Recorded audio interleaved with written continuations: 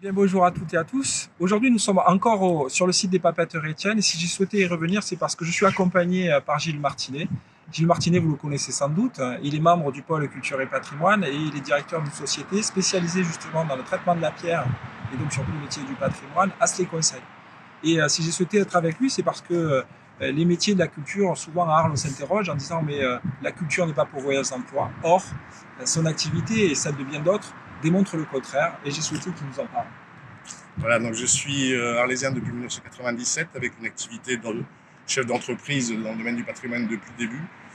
Tout d'abord le Lerme, ensuite Arkea et maintenant Astley Conseil, comme le disait David de suite. Et je suis un membre actif également du pôle culture et patrimoine. Et notre univers arlésien, riche de patrimoine naturel, bâti et mobilier, nous permet d'avoir une activité professionnelle riche sur ces sujets-là. Et puis notre réseau nous permet d'avoir beaucoup d'échanges et d'être reconnus de par nos spécialités bien au-delà du territoire arlésien. C'est peut-être même sur notre territoire qu'on nous connaît le moins. Et puis... Mais souvent les Arlésiens disent oui mais la culture c'est pas pourvoyeur d'emploi. Est-ce que tu peux nous en parler? Quels sont les types de métiers qu'on retrouve sur des activités telles que les vôtres? Déjà, toute entreprise a besoin d'une structure administrative, de communication. Nous, dans le cadre de nos travaux sur le terrain, on a besoin de gens qui viennent nous aider à prélever, qui viennent faire des mesures.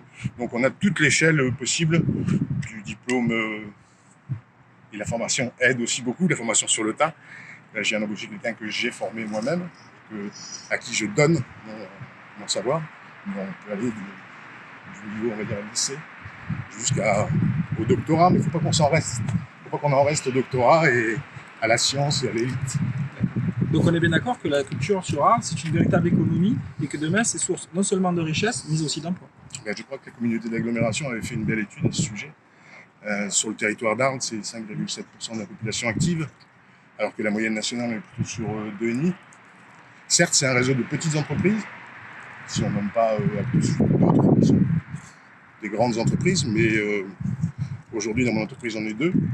Et d'autres entreprises de notre pôle sont 3, 4, 10, 1 qui travaillent sur ces sujets-là. Donc ça représente une grande dynamique ici et c'est presque flagrant. Et c'est aussi pour ça que j'ai œuvré dans le développement du pôle culture et patrimoine pour essayer de démontrer enfin que culture et patrimoine, c'était du développement économique. D'accord. Ce qui veut dire qu'à côté de notre économie classique, le réseau des TPE, PME, les artisans, les maçons, les peintres, à côté de l'agriculture, à côté du tourisme, on peut miser sur la culture pour développer notre économie. Oui, puis il y a plein d'autres activités connexes autour de la création, autour de toutes les structures dont nous avons besoin également pour travailler, qui sont des emplois induits de par nos activités.